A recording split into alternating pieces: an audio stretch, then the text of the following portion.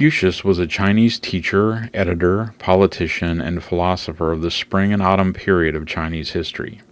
The philosophy of Confucius emphasized personal and governmental morality, correctness of social relationships, justice, and sincerity.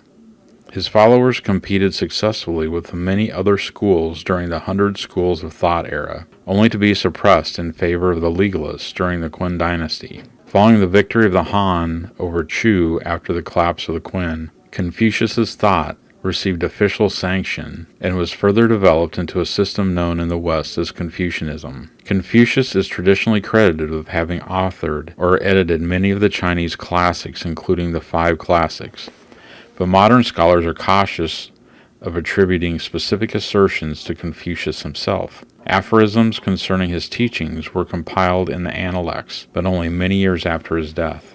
Confucius's principles had a basis in common Chinese tradition and belief. He championed strong family loyalty, ancestor veneration, and respect of elders by their children and of husbands by their wives. He also recommended family as the basis for ideal government. He espoused the well-known principle, do not do unto others what you would not want done to yourself.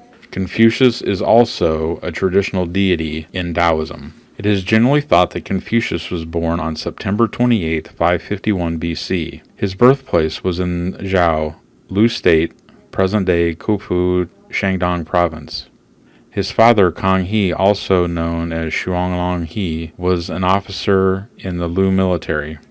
Kang died when Confucius was 3 years old, and Confucius was raised by his mother, Yang Jingjia. His mother would later die at less than 40 years of age.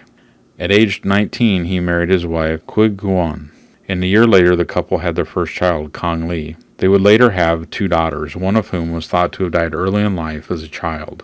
Confucius was educated at schools for commoners, where he studied and learned the 6 arts.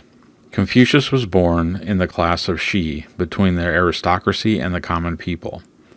He is said to have worked in various governmental jobs during his early 20s and also worked as a bookkeeper and caretaker of sheep and horses. In the year 501 BC, Confucius was appointed to a minor position as governor of a town. Eventually he rose to the position of minister of crime. Although Confucianism is often followed in a religious manner by the Chinese, many argue that its values are secular and that it is therefore less a religion than a secular morality. Proponents argue, however, that despite the secular nature of Confucianism's teachings, it is based on a worldview that is religious. Confucianism discusses elements of the afterlife and views concerning heaven, but it is relatively unconcerned with some spiritual matters often considered essential to religious thought, such as the nature of souls. However, Confucius is said to have believed in astrology, saying, "Heaven sends down its good or evil symbols, and wise men act accordingly." In the Analects, Confucius presents himself as a, quote, transmitter who invented nothing, end quote. He puts the greatest emphasis on the importance of study, and it is the Chinese character for study that opens the text.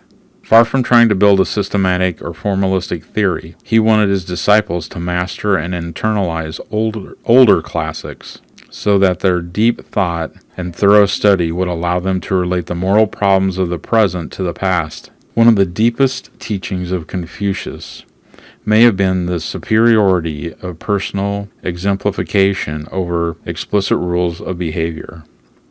His moral teachings emphasize self-cultivation, emulation of moral exemplars, and the attainment of skilled judgment rather than knowledge of rules. Confucian ethics may therefore be considered a type of virtue ethics. His teachings rarely rely on seasoned arguments, and ethical ideals and methods are conveyed more indirectly through allusion, innuendo, and even tautology. His teachings require examination and context in order to be understood. Confucius's political thought is based on his ethical thought. He argued that the best government is one that rules through rights and people's natural morality, not by using bribery and coercion.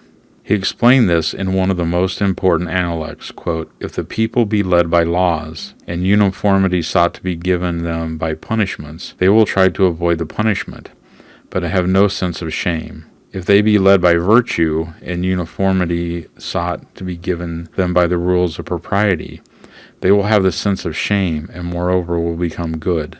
Confucius did not believe in the concept of democracy, which is itself an Athenian concept unknown to ancient China, but could be interpreted by Confucius's principles recommending against individuals electing their own political leaders to govern them, or that anyone is capable of self-government.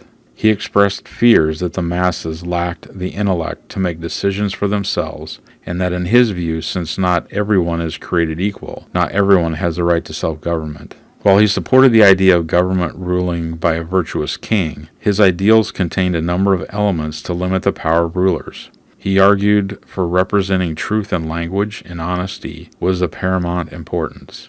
Even in facial expression, truth must always be represented. Confucius believed that if a ruler were to lead correctly by action, orders would be deemed unnecessary, and that others will follow the proper action of their ruler. In discussing the relationship between a king and his subject, or a father and his son, he underlined the need to give respect to superiors. This demanded that the subordinate must give advice to the superiors if the superiors were considered to be taking the course of action that was wrong. Confucius believed in ruling by example. If you lead correctly, orders by force or punishment aren't necessary.